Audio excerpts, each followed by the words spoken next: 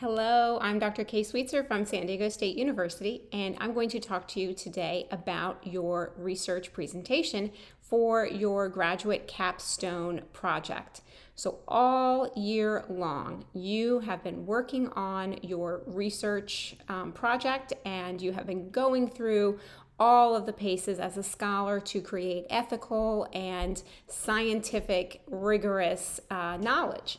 So now is the moment that you get to share that knowledge, and you will be sharing it in a public forum, as academics like to do, and you will be doing so at the very end of the semester. So what can you expect for the presentation? What does the night look like? What should you cover? What's the whole rundown? Here we go. So first off, you should know that this is a public event. And so not only would I very much like for you to invite various special adult guests to the presentation, your loved ones, maybe if there are professionals that you know in the area that you have worked for before or that you will be working for in the future. All of those are wonderful folks for you to have on your personal invite list. I, of course, am going to be inviting area alumni. And because of the military cohort program, we most likely will have some dignitaries from the Pentagon coming here to see the presentations as well. And so typically, I think there has probably in my time only been maybe 1 year where we have not had the sitting CHINFO come to the presentations. So typically we will have the CHINFO come along with that person's entire entourage. And then additionally, for several years, especially recently, we have had representatives from the Communication Directorate with the Marine Corps as well.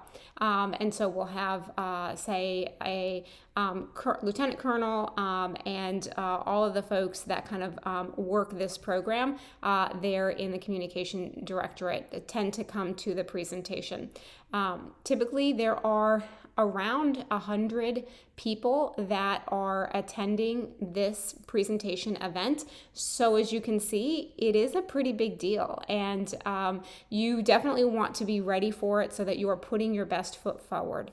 The evening is a very straightforward one where you'll come in, I'll do introductions, and we'll go through the presentations. After each presentation, we'll do a Q&A for that paper, and then we'll move to the next one. And we will try to keep the Q&A to, somewhat of a, bit of a constrained time so that we're not there for hours and hours and hours listening to the Q&A on one particular paper versus having a chance to actually hear the other paper, right?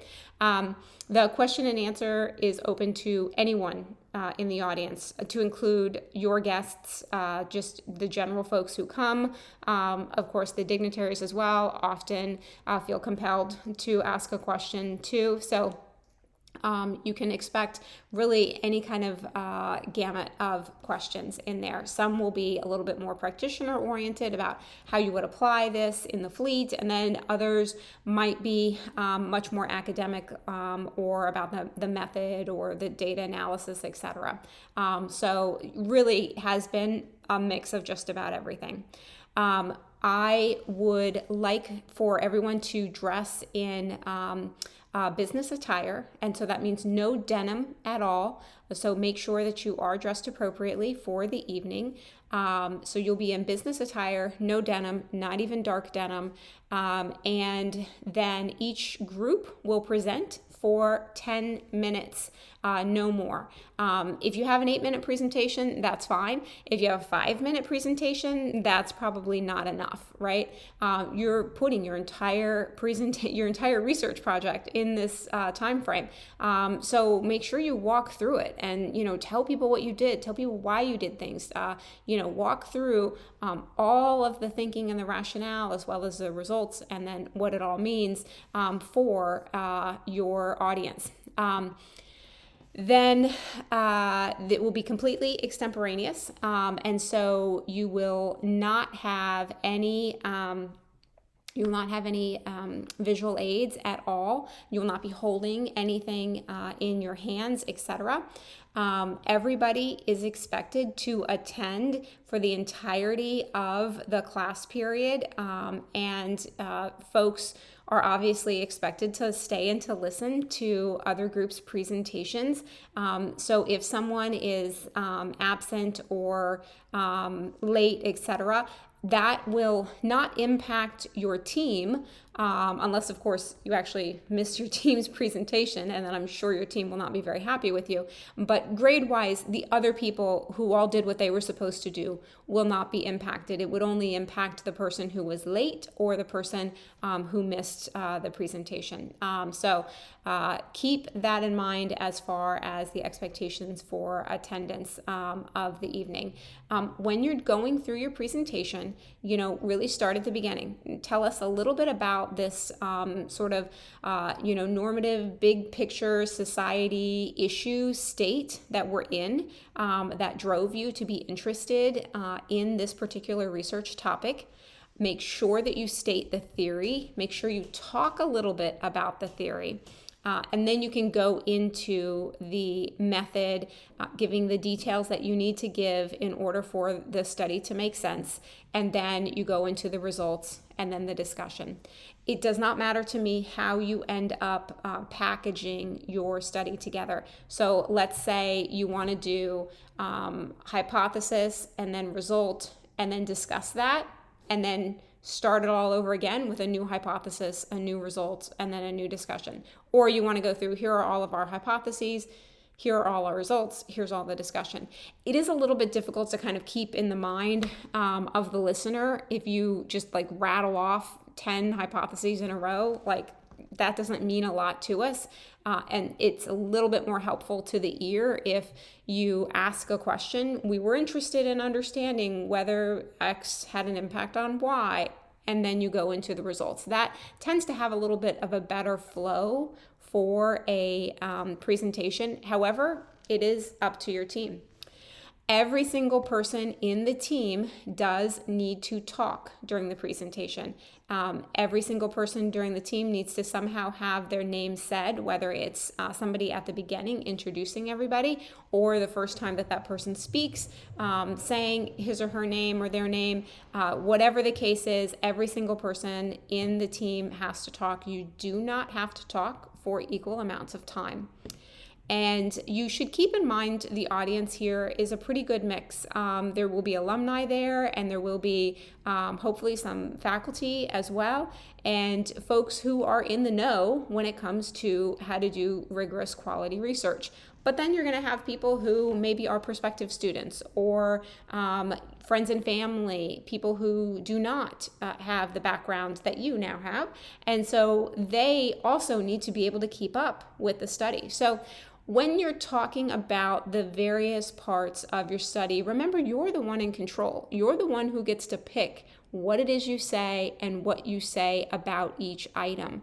And so do so in a way that makes you comfortable, right? If you cannot get out the words, ANOVA and post hoc test, etc., then just tell us that you ran a means test and you looked for differences based on the 3 different cells that you had, whatever the case is. Talk about what you're comfortable talking about in a way that you're comfortable. The more scientific and helpful it is that you can be to the point of, this is the test I ran, this is what I did, this these are the different pieces that go along with it. Of course that's helpful, but it does reach a point where it's too much, because then people who don't know all that stuff in the room are like, you lost me at chi-square. So use your best discretion about how to structure the pieces and the content, but definitely know that I'm not expecting you to say very specific terms. I'm expecting you to hit the high points. I want to know what theory. I want to know what that theory was about. I want to know what it was that you did for your method, and I want you to be able to walk through the important pieces of your method. I want to know the questions that you asked or those hypotheses that you posited, and then I want to know the results that are associated with them. In the end, I want you to wrap it all up and to give me a nice, big, beautiful present wrapped in a bow of what this means. And it's obviously very helpful if you talk about what it means for communicators. How do we now take this and apply this in the real world? So the presentations, after having done an actual conference, should be a lot less intimidating than your other experiences because you've already done a dry run on this. You already know how to talk about your research in front of people. You know the kinds of questions that people who've never heard anything about your study before, upon first hearing, what kinds of questions they're going to ask. Like, you're really in a good position to be able to go out there and to crush it. And so I want to make sure that you are practiced, that you are choreographed, that you are extemporaneous and comfortable in your presentation, and that you deliver it in a way that really just shares that knowledge with the entire audience and makes them as excited about the research as you were when you started the project. So good luck on preparing for your research presentations, and there are presentations linked on the Canvas page that should give you an example of what yours might sound like or look like. We will see you at the presentations.